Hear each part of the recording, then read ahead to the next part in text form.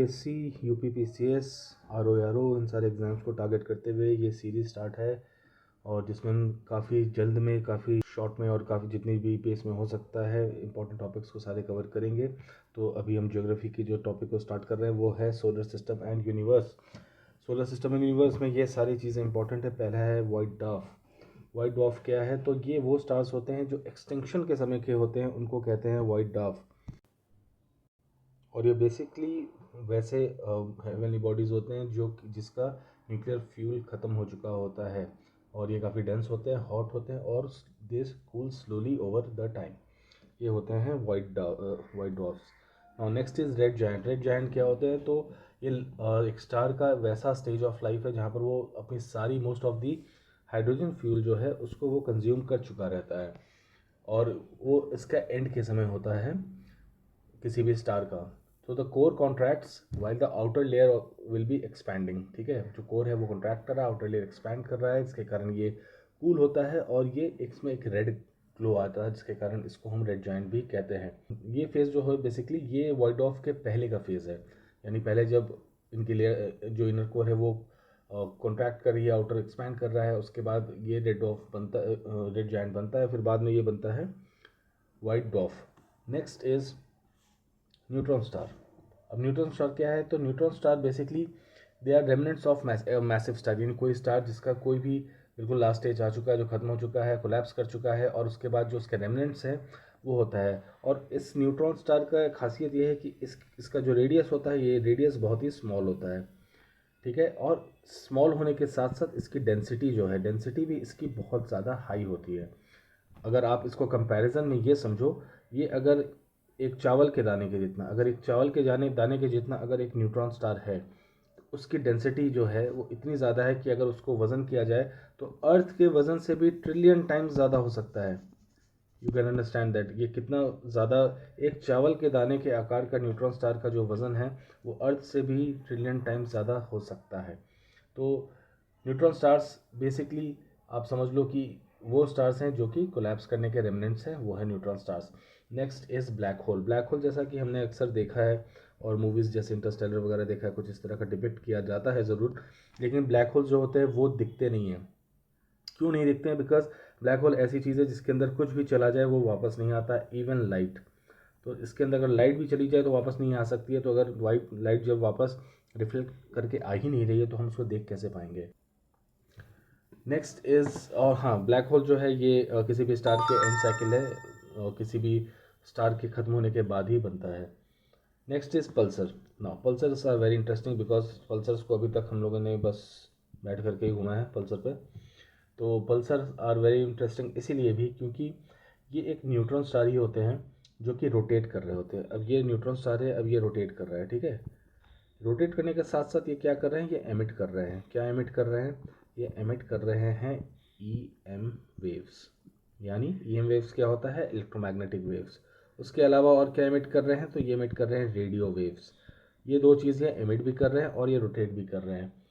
तो pulsars are basically those neutron stars which are rotating and they emit electromagnetic waves and radio waves. Last is nebula. अब nebula भी बहुत interesting है। Nebula क्यों interesting है? Nebula important भी इसलिए है क्योंकि हमने अक्सर फिगर्स में देखा है कई बार कि एक गैसियस क्लाउड टाइप का कलरफुल, ढेर सारे कलर का, उसमें कुछ स्टार्स वगैरह टाइप के भी दिखते हैं और अलग अलग तरह के शेप के कुछ हमने स्पेस में ऐसे क्लाउड लाइक स्ट्रक्चर देखा है। तो यही होते हैं नेबुला। नेबुला इसलिए इंपॉर्टेंट हो जाते हैं क्योंकि नेबुला में मोस्टली जो होता है वो होता है गैस।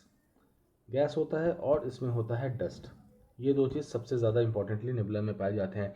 और नेबुला जो है ये वजह बनती है किसी भी सोलर सिस्टम के या फिर गैलेक्सीज़ के फॉर्म होने का, जो कि आगे हम अभी डिस्कस करने वाले हैं।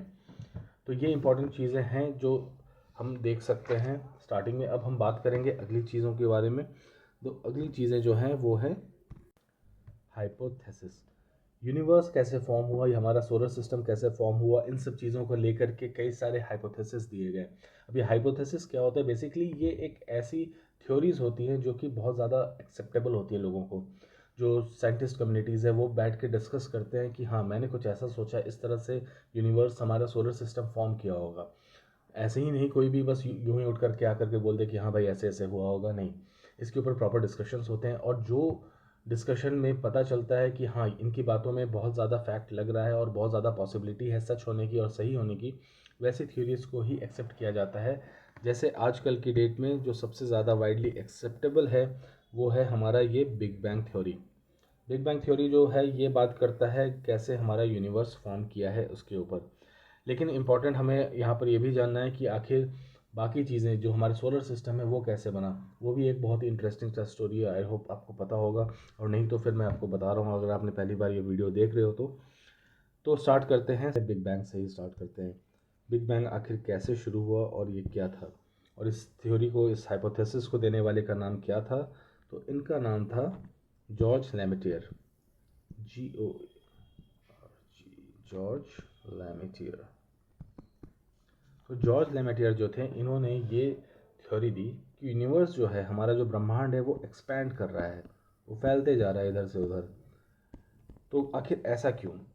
तो देखो फंडा ये है कि यूनिवर्स को पहले एज्यूम किया जाता है कि यूनिवर्स जो है एक छोटा सा बिल्कुल एक पार्टिकल था, एक ऐसा पार्टिकल जिसमें अनइमेजिनेबल इसका वॉल्यूम था, इसका टेम्परेचर इनफाइनाइट था, इसकी डेंसिटी इनफाइनाइट थी, और ये सिंगुलर एटम था, बस ये छोटा सा एटम। जैसे अभी मैंने न्यूट्रॉन स्टार के बारे में बताया कि एक दाने के साइज़ का भी अगर वो होता है तो वो अर्थ से ट्रिलियन टाइम्स ज़्यादा हेवियर हो सकता है, इतना डेंस।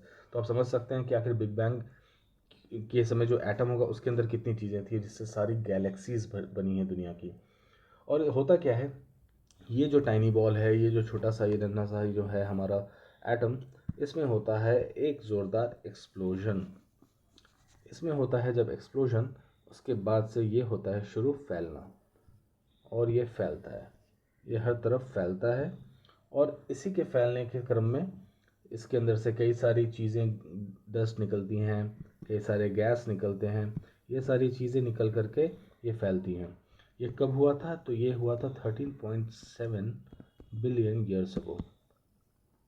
ये इतनी पुरानी बात है, तब ये शुरू हुआ था, और उसके बाद से ये फैलता ही जा रहा है। धीरे धीरे समय के साथ हमने देखा कि इसके अंदर गैलेक्सीज़ बनी, तरह तरह के गैलेक्सीज़ बने, स्पाइरल गैलेक्सीज़ तो ओवल गैलेक्सीज़, तो हर तरह की गैलेक्सीज़ का फॉर्म हुआ।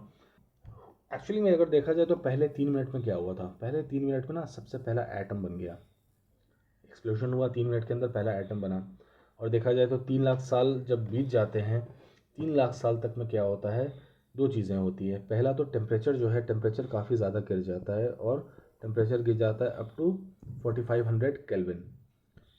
और इसके साथ साथ एक चीज़ और हो जाती है, जो हमारा यूनिवर्स है वो बेसिकली ट्रांसपेरेंट हो जाता है।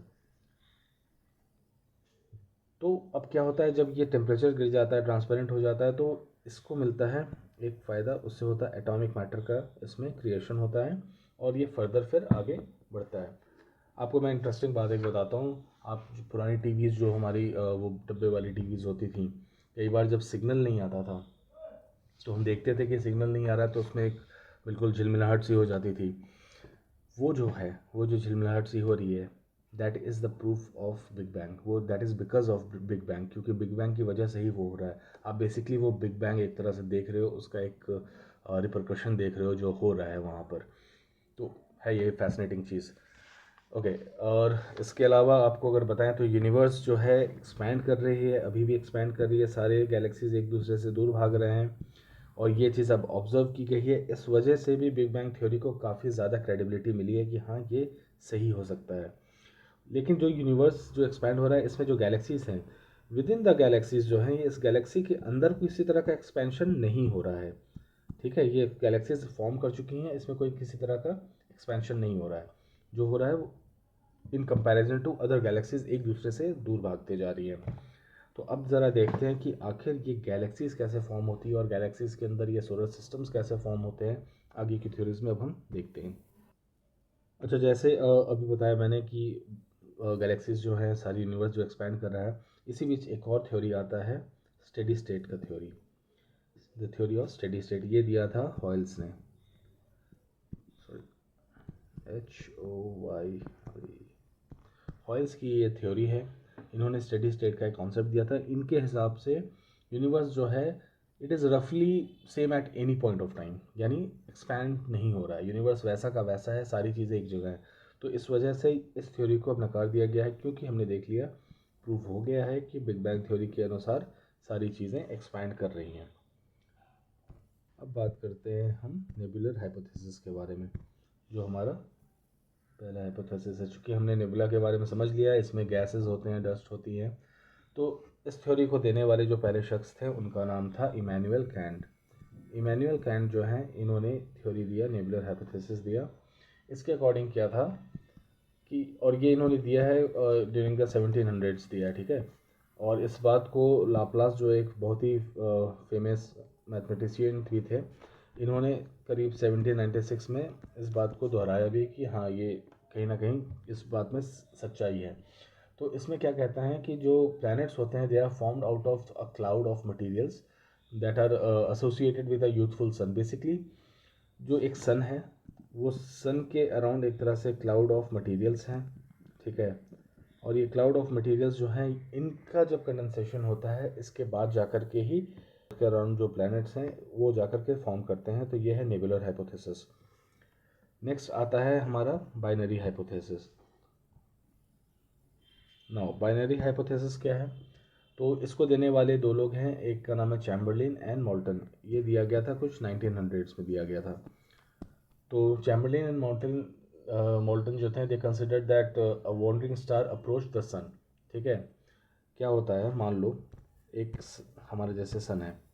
अब सन के, ये सन है हमारा, सन के करीब से एक कोई स्टार गुजरता है, बड़ा सा स्टार, कोई हेवनली बॉडी कुछ गुजरता है, जिसके कारण इनके बीच में ग्रेविटेशन का थोड़ा सा टसमस होता है, जिसके वजह से सन का एक पार्ट जो है वो निकल जाता है। एक सिगार शेप्ड पार्ट जो है सन का, वो निकल जाता है सन से बाहर। लेकिन चूंकि ये स्टार मूव कर रहा था, मूव करके चला जाता है, और ये जो पार्ट निकला है वो इसके साथ, इस स्टार के साथ जा नहीं पाता है, तो ये बेसिकली अपने सन के ही अराउंड घूमना चालू कर देता है।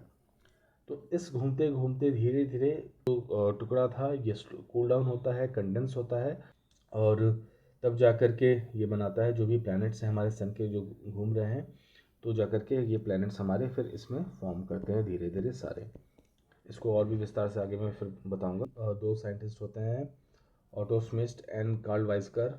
इन लोगों ने भी इस नेबुलर हाइपोथेसिस को रिवाइज किया है, और उन्होंने इस बात को कंफर्म किया कि ये जो सोलर नेबुला, जो सन के अराउंड जो नेबुला थी, इसमें जो मेन कंस्टिट्यूएंट थे वो थे हाइड्रोजन का और हीलियम का।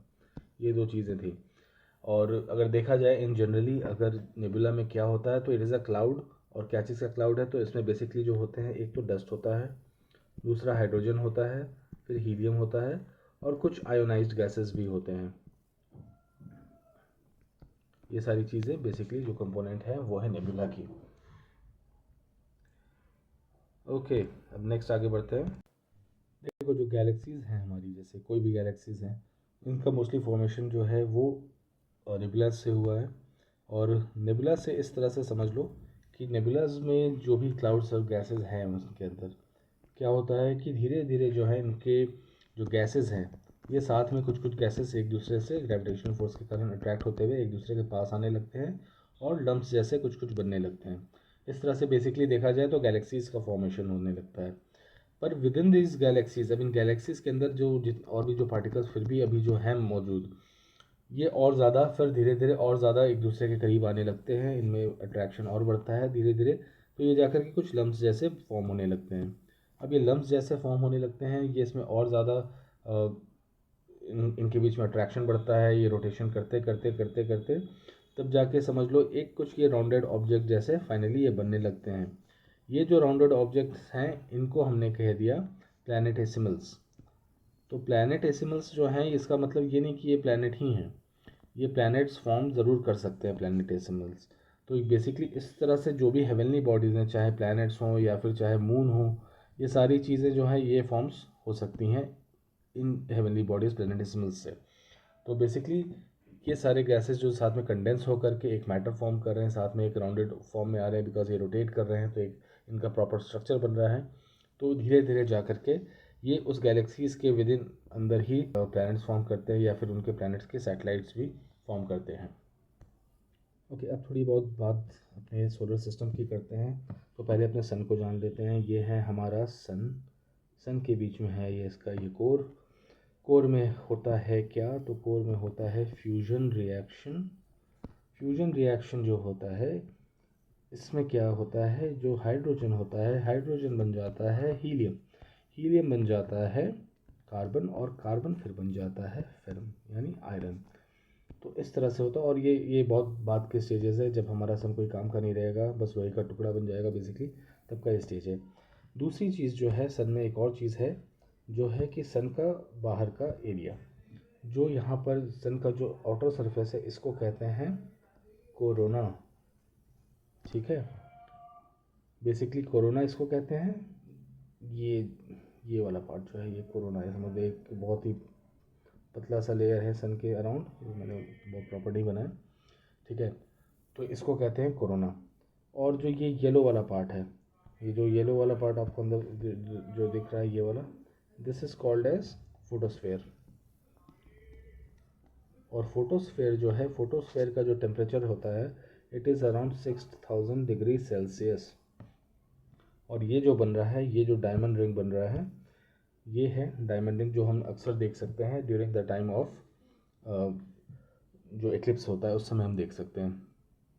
तो जैसा मैंने पहले भी बताया था कि जो हमारा सन था, सन के पास से एक स्टार गुजरा, स्टार ने एक चंक बाहर निकाला, उस चंक के बाहर निकलते ही वो चंक उस स्टार के साथ जा तो नहीं सका, बट वो बेसिकली घूमने लगा हमारे सन के अराउंड ही। धीरे धीरे ये गर्म से ठंडा होता है, चूँकि सन का पार्ट बहुत गर्म था, ये गर्म से ठंडा होता है, कंडेंस होता है, और फिर जा कर के इसके अंदर बन जाते हैं हमारे जो एग्जिस्टिंग अभी प्लैनेट्स हैं, mercury, Venus, earth, Mars, Jupiter, Saturn, Uranus and Pluto तो खैर बाहर हो गया। तो इस तरह से ये बन जाता है। ओके, तो here is mercury, Venus, earth, Mars, Jupiter, Saturn, Uranus, Neptune, और फिर आएगा प्लूटो। ठीक है, तो मरकरी ये जो हैं, ये मरकरी, वीनस, अर्थ, मार्स, दूसरे कलर से लिखते हैं इसको। सो मरकरी, वीनस, अर्थ और मार्स, ये चारों को कहते हैं टेरेस्ट्रियल प्लैनेट्स, या फिर इनर प्लैनेट्स, या फिर सॉलिड प्लैनेट्स। ठीक है, क्यों? क्योंकि इनके ये वो प्लैनेट्स हैं जिसमें प्रॉपर हमें सतह मिलती है, इसमें ज़मीन होता है। पर ये जो प्लैनेट्स हैं, जुपिटर, सैटर्न, यूरेनस, नेपच्यून, ये जो हैं इनको हम कहते हैं आउटर प्लैनेट्स या फिर जोवियन प्लैनेट्स। क्यों कहते हैं? क्योंकि ये वो प्लैनेट्स हैं जिसमें सरफेस नहीं होता है, ना के बराबर होता है, और ये गैसेस से ही मोस्टली बने होते हैं। जोवियन इसलिए कहते हैं क्योंकि ये जुपिटर लाइक ही हैं, जुपिटर लाइक प्लैनेट्स, इसलिए इनको जोवियन भी कहा जाता है। अब इन प्लैनेट्स के जो इम्पोर्टेंट फैक्टर्स हैं, इनमें क्या किस तरह के गैसेस पाए जाते हैं, या फिर किस तरह के इसमें इसके मून्स हैं, ये हम अगले वीडियो में जानेंगे। इसमें एक और बात मैं आपको इम्पोर्टेंट बता देता हूँ कि जो मार्स है और जो जुपिटर है, इनके बीच में ना एक एस्टेरॉयड बेल्ट है। तो एस्टेरॉयड बेल्ट जो है बेसिकली ये वो बेल्ट है जहाँ पर ढेर सारे एस्टेरॉयड है, और ये कहा जाता है कि मार्स और जुपिटर के ग्रेविटी के कारण ये जो एस्टेरॉयड्स हैं ये बेसिकली कभी कोई प्लैनेट या कभी कोई हेवनली बॉडी फॉर्म नहीं कर पाए, और यहाँ पे काफ़ी बड़े और काफ़ी इरेगुलर शेप के जो हैं एस्टेरॉयड्स हैं। और एक और चीज़ है, ये जोन, ये देखो अर्थ और मार्स के बीच का जोन, इस अर्थ और मार्स के बीच का जोन है, इसको कहते हैं गोल्डीलॉक। ठीक है, गोल्डीलॉक जोन। गोल्डीलॉक जोन क्यों कहते हैं? क्योंकि ये वो है जोन है जिसको हैबिटेबल जोन कहा जाता है। यहाँ पर हैबिटेशन पॉसिबल है, यहाँ पर ज़िंदगी जीवन पॉसिबल है। इसलिए हम जब भी कहीं भी कोई भी लाइफ के लिए सर्च करते हैं, तो हम सबसे पहले ये देखते हैं कि गोल्डीलॉक जोन कहाँ पर है, उसके लिए ऊपर रिसर्च की जाती है। और लास्ट में जो मैंने ये पार्टिकल्स जैसे बनाए हैं, this is basically Kuiper belt. तो ये जो क्यूपर बेल्ट है, इसमें भी ढेर सारे इरेगुलर फाइन पार्टिकल्स है, स्टोन की तरह हैं, और इन्हीं के बीच में घुसा रहता है कभी कभी हमारा प्लूटो भी। तो ये जो क्यूपर बेल्ट है और ये सारी चीज़ें, इनको अब हम अगली वीडियो में कवर करेंगे, चूँकि बैटरी भी जा चुकी है। So will see in the next one. और मैं आपको बता दूं कि इस चैनल से कनेक्टेड रहिए, चूँकि हम जितनी जल्दी हो सकता है सारी की सारी चीज़ें इन एग्ज़ाम्स के पहले कवर कर पाएँ और आप लोग अपडेट रहेंगे। So be with the channel, like, follow और शेयर ज़रूर करें।